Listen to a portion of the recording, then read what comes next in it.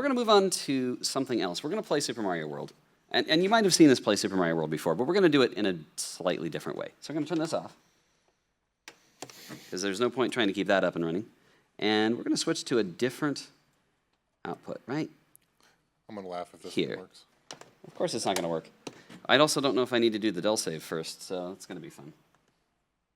No signal. No signal? Yeah. Well, that's because I turned it off. Oh. I thought you were turning it on. No. Okay, so if I turn this console on, it should attempt to nuke everything. From orbit? It didn't do anything. Oh, it didn't do anything because I never plugged it in.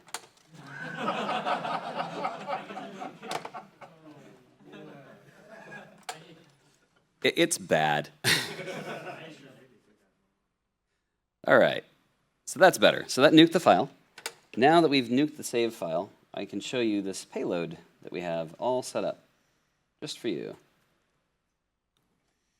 which is going to be... That's missing half of it. It's missing half of it? Well, the audio. Yeah, the audio is like totally missing. It's very unfortunate. This is like the worst possible outcome. We have analog audio right here if we could just figure out a way to cable it over there. Yeah. Yeah, it's just RCA. Yay. Okay. So meanwhile, Super Mario World is playing. And I want you to pay close attention to what mean things he does to this Charge and Chuck. It's actually kind of mean. Keeps bonking him in the head. Looks at him as he jumps over. And then, of course, crazy happens. And you can see that on the visualization boards up here. And then this happens. This is a 16-bit, 32 kilohertz stereo PCM audio player. And the audio that comes out of this is so amazingly good that we're going to try to show you by the end of the talk what it sounds like, because it's just too good to miss. Okay, I actually played the wrong payload, but that's okay. So go ahead and cancel that. We're going to play it one more time. All right, now go up 2. Up 2? Yep, to Mr. Wint. Yep, that one. Okay. There we go. So we're going to do that all over again, because I want to show you something while we're trying to sort out audio that's kind of more interesting. It's possibly something you've never actually seen before. Maybe. Depends. You've certainly never seen it the way we're going to show it to you. Yes, well, with no sound, but that's not the point. Well, we will see.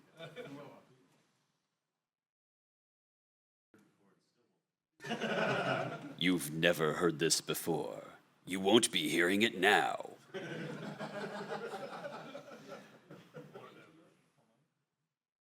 In a world where Yoshi is just a tool. Well, yes. I'm so sorry. Oh, by the way, my layout, in the lower corner, it says all your base are belong to us. At pretty much any time, you can go type in my channel and select a color and an XY pixel location, an XY coordinate, and make a pixel of any color you like. And you can just keep doing that until you draw whole images. Wi-Fi, but we can do a different thing. Yeah. Okay. So we're going to play Super Mario World? Are you sure we're playing Super Mario World? No. Yeah, how about that? Okay. Who is brave enough to play this? It's open now. Well, I can reach this. Your monitor is a terrible laggy mess, so good luck. Yeah, right there. And when I say a terrible laggy mess, I mean really a terrible laggy mess, but it is going to prove that it is real. So in case you didn't follow that, he's playing Super Mario Bros. 1? Away from the Or Super Mario World in Super Mario Bros? router to get the Is that how that works, Dwango? What exactly is going on here? So what is going on? Lots of death because the lag is absolutely atrocious with all the video capture craziness. But it is fully playable. And it is actually playing the sound effects from Super Mario All-Stars. It's okay. Yeah, because it just sounds cool that way. This was a very interesting feat by Masterjun and P4 Plus 2. So while you're playing, I'm just going to run through some quick slides about this. It's pretty crazy to see Super Mario Brothers inside of Super Mario World. And really it comes down to some crazy things happening in the object attribute memory, the OAM. You have to move a whole bunch of things around like these Koopa shells and get memory organized in very specific binary sequences. There's a whole video by Dots Are Cool that explains this, and that's what we're using here. I love how he references it as the magic school bus. But the ultimate result is just by input, you can either jump directly to the credit sequence or even do something as crazy as putting Super Mario Brothers 1 inside of Super Mario World, which is really kind of crazy that it was possible to do that. And you made it to the end of the level, yay! Okay. Got 211. Thank you. So it is legitimately fully playable. We did this at SGDQ 2015. It did not go well. It's a really great time to talk about electromagnetic interference. EMI is a thing. So is a lot of other problems you could have. ESD is a thing. So did we ever find an audio cable? No way? Nothing? All right. So the only way we're going to do this is grab yours over there. You said you could take RCA, right? All right. We're going to downgrade in quality just a little bit. And I also need the other one of these couplers, unless you have a coupler here. Do you happen to have an RCA coupler? All right. Illy, go get the coupler. Illy, away! Illy, away! This is the So- craziest talk ever. For you? No, it isn't. Yeah, well, you know, it's pretty normal for me, I suppose. Yeah. I got you on the network too. Oh, sweet. .211. Okay. Well, that's fine. And I'm SSH'd into it now. Sweet. That helps a lot. Yeah, that's shuffling of laptops. Yeah. Still not the oddest thing we've done. No, I'm afraid not. We've done some pretty crazy stuff. Oh, hey, Sweet. cables. So you will now finally get audio, because we're going directly from the console like we should have in the first place. Couple this to this, and this to this. Thank you. Just in time, right when I was plugging it in. This is the stupidest way ever. I'm using splitters to abuse them as couplers. And this is going to go into my video capture. So you should get audio this time. Can I answer your question, Shifter? And let me get video for you, because you want that.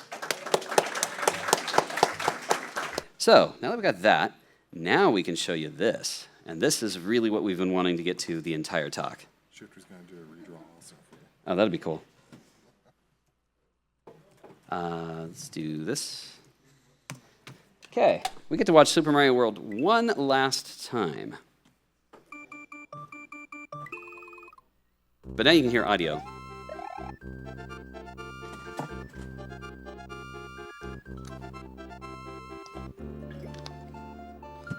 So I'm It's gonna like Bowser's at it again. Yeah, nice. That's a redraw in the lower left corner. Nice. Yeah. Did it right away. So you can see the paint by number redrawing in the lower left corner. We end up with full-on animations on my stream on a regular basis. It's pretty cool. Yep. So this is the part where he's setting up the object attribute map with shells in specific locations. But this particular payload works slightly differently than the one that Dots Are Cool explained. This was a later way of exploiting things that was a little bit faster. So all that backtracking is just to get objects in that OAM table in just the right way. Because there aren't not as many objects on screen after this, so those memory values stay put. Now the funny thing is you've kind of still got a Yoshi stored in one sense. You'll see Yoshi pop back up again later. We had one payload, I think it had 5 Yoshis at the same time. I think I remember that one. It's crazy. All right. So now we have a real payload. Now, where should we send this? I think I know where I'm going Down to the send it. hall, I'd vote. No. We're going to send it to PBN. PBN. Yeah. I hope not. Oh, no, not PBN. PSB, sorry. PBN is paint by numbers. PSB is something entirely different, which I just need to change this to point to ACM0, the serial device. How about now? I don't think it's running. Well, that's not going to work very well. Should I play something local? No, just go with other side. Okay. Oh, wait, whoa, that one is running? Okay. that one is running. All right. You got it. We're going to do other side and hope that it buffers long enough to be able to work out. So you'll see some interesting graphical things happening here. Minutes 45 seconds. We will watch with continuing interest the AOS clock here in Mission Control. This is a song by Public Service Broadcasting called Other Side. It's talking about the Apollo 8 mission as they go around the dark side of the moon. The reason we picked it is because it has pretty good stereo audio. Side of the moon now. Our velocity reading here 7,777 feet per second. And just to recap, if you look at the controller visualization board, you can see how it's streaming the inputs to the controllers to feed the data of the song into the SNES, and then have the SNES play back the song. Yeah. It is running, I just don't know where it's at. It's running, but you don't know where it's at? Yeah, I don't know which terminal it's on. Oh, that's a problem. Well, I think we can do one step better than this, though. Oh yeah, that's definitely. I think we should take this to the next level, because why not? Let me prep that for you. Apollo Control, Houston, we've acquired signal, but no voice contact yet. We're standing by. Oh.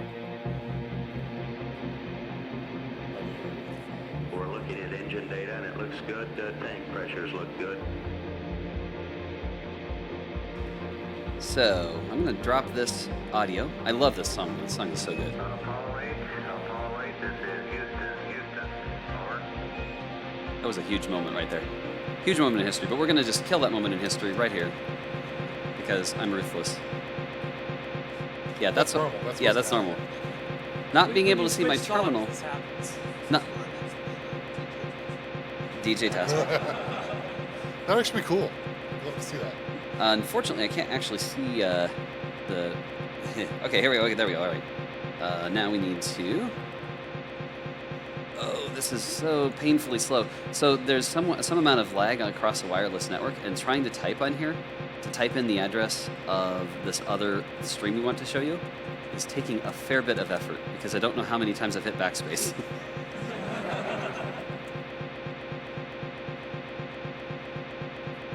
And I was in. AUI. Got it. Here goes. Is near the bottom. There's an invisible barrel there. It's Which is actually the only reason you could escape that room. It's actually So this is streaming the actual actually Twitch. a gas barrel. Like you can go in the room and shoot. But if it wasn't for the rubber barrel there, you wouldn't be able to get through. So that's Right now, across the hotel at SGDQ 2018, they are doing whatever you're hearing right now. And everyone in this room is hearing it on this Super Nintendo. This is definitely TASBot. Literally plays SGDQ. I hope you enjoyed the setup time for that, because I think that was worth it. I think that was worth it. And he's learned more moves. No. Which means that there's longer between each time. So we that get was in. the audio output. Yeah, we'll just mute those out. It really is the thing that we wanted to show you. I'm going to fly through this really fast. There's a ton of equivalence between tool-assisted speedrunning and the InfoSec equivalence. A save state is a lot like a VM snapshot. Frame advance is like going through with a VM CPU step or a tick. A glitch is just a vulnerability in security parlance. An arbitrary code execution is just an exploit. Well, console verification, it's a lot like an evil maid attack. A device that seems innocent, but it does really, really evil things to the... In our case, TASBot is an evil maid attack all the time. He looks so much like a normal controller, and you plug him in, and then things get a little sideways. But the point is that tool-assisted speedruns are fun, they're technical, they're educational. You can, in the safety of an emulator, do things that would otherwise be illegal, right? You can reverse engineer things, you can look in memory, you can find glitches, and you don't even get arrested. So are we cheating when we're doing all this stuff, these tool-assisted speedruns? Not really. We're doing it for the technical challenge and the visual entertainment. There's a lot of other benefits. All the different TAS TAS appearances at past GDQs have already raised over $300,000 for Doctors Without Borders, Prevent Cancer Foundation. It's been amazing to see all the support from the community. Thank you for making that number as high as it is, really, thank you. And I gotta say this one more time. It has been the biggest motivator for us to keep making this kind of crazy content and these crazy payloads There's a huge number of people involved in the team that make it happen, but a lot of us do it because we've either lost someone to cancer or because we've seen the good that happens out of Doctors Without Borders. So that's really why we keep showing up, sometimes twice a year to do this. So serious thanks go to MediaMagnet right here, Ty Kevin. Total was the one that made the audio payload that you saw earlier. Micro 500 made the TASlink device that's actually our most flexible device. We're not using it right now just because I wanted to keep everything on the high bit rate. This one is a very flexible board that is what allowed us to play Mario Brothers 1, 2, 3, and Lost Levels simultaneously, and it's a really nice device. And then we have the PSOC 5 board that we're using here was made by Total. So these are the two big replay devices we use the most. Lord Tom did the Super Mario Brothers 3 payload part of it. Masterjun helped with, or did most of Mario World. Ilari helped code the emulator for the SNES emulator we used for all the Mario World stuff. Invariel, Jaku, Ownasaurus, P4+2, kodewerx, AIS523, fuzyll, a gazillion others were all involved in the making of stuff you saw in this presentation. There's just too many other people to thank. So last thing, Ange Albertini helped me make all of the graphical artwork for these slides. Serious props to him. You can get this TASBot t-shirt. It is amazing. It is available, I believe, on Redbubble. We're going to try to get a link on my Twitch channel at twitch.tv/dwangoAC to merch. I'm going to hopefully get that done over the course of this next couple of days because he makes awesome graphics and this shirt is really cool. We don't have a lot of time for Q&A because we blew through all of it for setup and other crazy. We are, in fact, at 1 hour and 4 minutes of our actual presentation. That was after starting late. But I think we have just enough time. Are there any major questions from anybody? Ask one about the NES for the PCM glitch. That turns out to be good for the fun stuff you're doing. It seems like that would be bad if you're trying to do it. So the way we handle working around the PCM glitch that happens on the NES is actually very straightforward. We use what we call a window mode. So on the NES, if you sit down and play Super Mario Brothers 3 and start playing, it's asking the controller, hey, what buttons are you pressing? And then a few milliseconds later, it asks again, hey, what buttons are you pressing?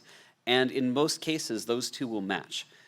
When a hardware bug is triggered, completely at random, where the PCM audio that Super Mario Bros. 3 uses for that steel drum effect is played, it could interfere with reading the controller address. They can comply it on the open bus, and the result is that bits are dropped from the controller. If that happens, the first controller read and the second controller read don't match. Now, they're happening on the same frame. So in most cases, the routine that does this is completely transparent and you never see it as a runner. It reads it again, they were different, it throws out the first result, reads it again, those two results match, it passes that on to the game and moves on with life. You will never see this issue happen to you. What we do is evil. Every time it reads, we give it a different set of inputs so those two never ever match and it never completes before the end of the frame. And all the housekeeping that it should have done never got completed. So it ends up executing some really crazy, wacky stuff, including whatever is legitimately now in the controller registers when you stop doing that whole swapping thing. So, but this bug affects every single PCM game that was ever created. So if it uses PCM audio, you can almost guarantee that the game is going to have to do something extra to get the controller data. Now, the original Mario Brothers didn't use PCM audio. So every single frame has exactly one pole of the controller, and that's it. That was why it was easier to verify Super Mario Brothers 1. Super Mario Brothers 3 could call it twice, but it might call it 3 times or more if things are really odd. So for that, we have a window mode that says after we get a first latch in a frame, if we get another latch, another request for controller button presses in the same window of time, consider it the same frame. And that window mode is how we are able to sequentially move forward. Now, at a certain point, we don't want that anymore when we want to send out really high frame rate stuff. So we have a timer that says after this many frames, turn off that mode so that we can start sending large quantities of data for audio payloads. Would there ever be a benefit to pulling the video sync from the video so there's no doubt about what? It doesn't actually give us any additional data that we don't already have. We really only care about polling for latches. There are times where the console will not poll for a controller input, as we demonstrated earlier in the piano roll where it was pink. When that happens, we don't get a signal, and that's actually what we want, because that's not a time where we can press a button. Now, we can, on our own, keep track of time. We can know exactly how far we are in time in a video if that's necessary. But in most cases, latches alone are all we need, which is kind of interesting. It means that TASBot is effectively always blind. Replay devices in general, the only signal they have to know when to go press the next button is the game asking for the next latch and having every single latch in order ahead of time in a prearranged sequence.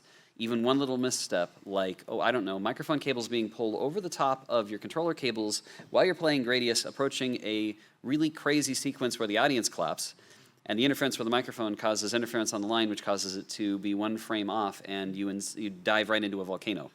Oh, yeah. Yeah, that happens. So that's why we're using shielded cables made by Micro 500. These things are very durable and pretty awesome. Great question. Yeah, the other... I think we're running out of time, but what's up? Yeah, okay. Whoever has a really good question, is it a great question? I think so. Okay, what's your great question? Are there any other events besides GDQ that you have? Well, I'll tell you this. A man-year of effort went into Pokemon Plays Twitch. The amount of work that it took to do the AGDQ 2017 payload was out of this world and resulted in burnout from several of our members. I mean, I cannot even begin to tell you how crazy it was. If you have not watched the AGDQ 2017 TAS portion, you should, because there were so many hours of effort into that it's insane. We're lucky to be able to do 2 events a year. But I'm always interested in the possibility of doing, I don't know, a longer RPG sometime. There's some other events out there that maybe we'll show up at. But all of my personal effort, because I love the charities that GDQ supports so much, all of my main effort goes to that.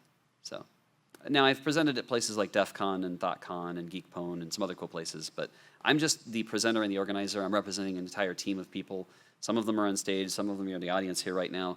There's too many to count, and I can't take credit for all of their work. So it's really taking into consideration not driving those people into the ground and causing burnout.